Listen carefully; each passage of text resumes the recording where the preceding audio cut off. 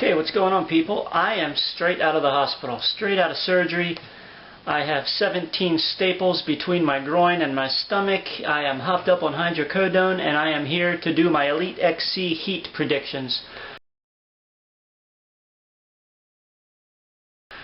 First fight of the night, Benji Radek versus Murillo Ninja Hua. Benji Radek, 17-4 with 15 knockouts. All 4 of his losses coming either by KO or TKO. Murillo Ninja Hua, 16-8-1. Now, Murillo is one of those guys who, his record is not really indicative of how good he really is. I mean, he's lost a third of his fights, but, you know, I would compare his record to that of, like, Randy Couture or even Phil Baroni. You know, he's better than his record indicates. I mean, this guy has been fighting top competition his entire career. So, you know, both of these guys well-rounded. Both of these guys, I think this is a really good matchup. This is going to be a really good back-and-forth fight. But I think at the end of the day, Murillo has more experience fighting top competition. I think that's what he brings to the table. And I think he's going to pull off a submission, I'll say third-round submission.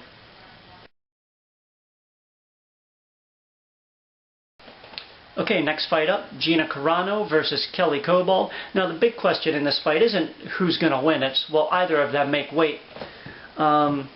Because we know Gina Carano has trouble making weight for any fight, basically. And Kelly Cobold, from what I hear, was extremely overweight just a couple of days ago. So, you know, we'll see what happens there. Now, Gina Carano comes in with a perfect record, 6-0. Kelly Cobold, 16-2-1.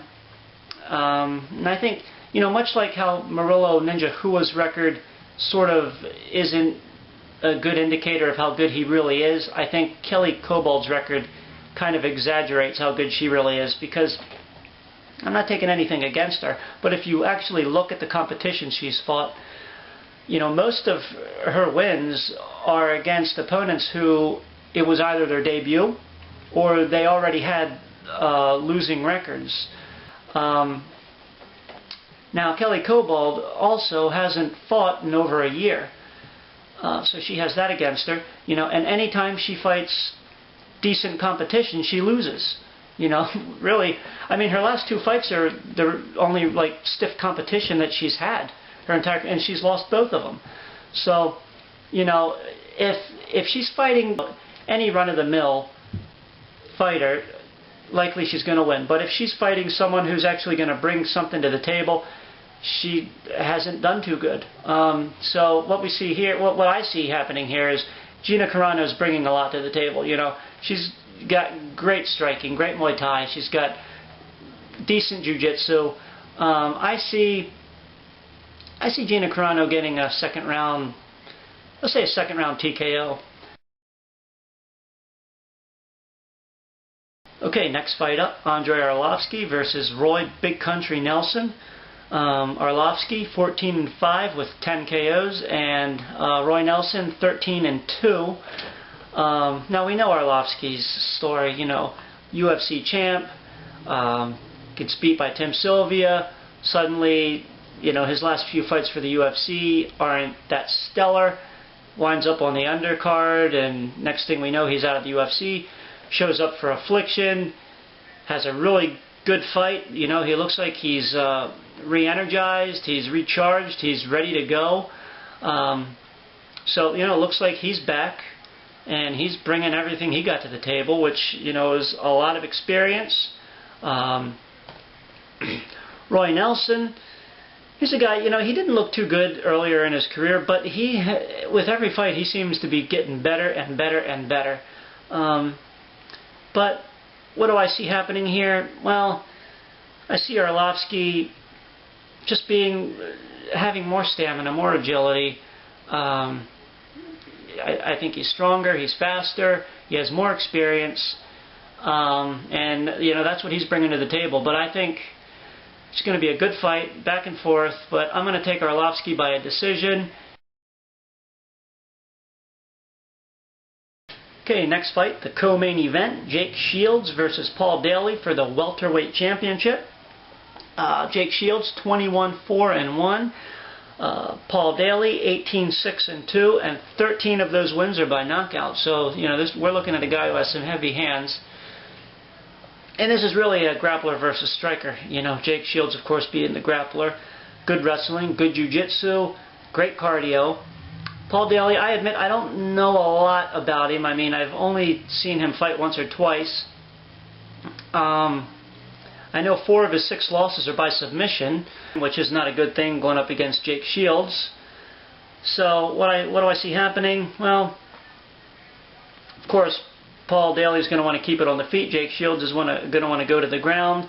And this really depends on whether or not Jake Shields can get him to the ground. I don't think he's going to have a problem. However, there might be a problem if he comes out and decides he wants to stand for a little bit and see how he fares. So, I mean, anything can happen, of course, but I'm going to say Jake Shields, second round submission. Of course, we know Kimbo sliced 3-0. Ken Shamrock 26-13-2. Ken Shamrock, of course, legend, UFC Hall of Famer. He was like the first face of MMA in America. However, obviously his time is up. His day is past. He's over the hill. He's on a 5-fight losing streak. If what I think is going to happen here, we got Kimbo Slice, who's a striker, Ken Shamrock, who traditionally is a grappler.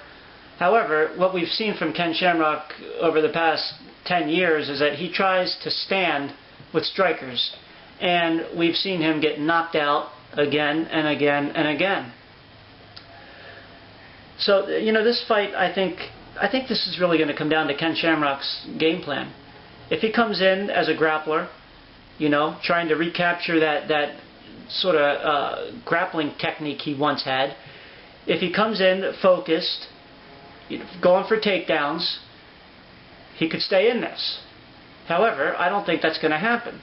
What I think is going to happen is he's going to come out and he's going to try to stand and bang with Kimbo, and that's exactly what he doesn't want to do. I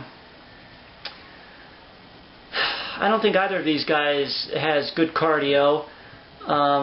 And if it does make it past the first round, I think we're going to be in for a really boring second round, a la Kimbo Slice James Thompson.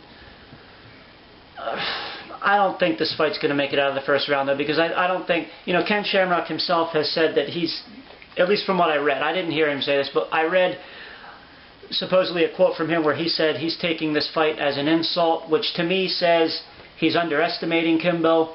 He is going to come in unprepared. He's not going to train right. And he's going to try to stand and bang with him, and he's going to get knocked out. So I'm going to go with Kimbo Slice by a first round knockout. And is this going to give Kimbo legitimacy?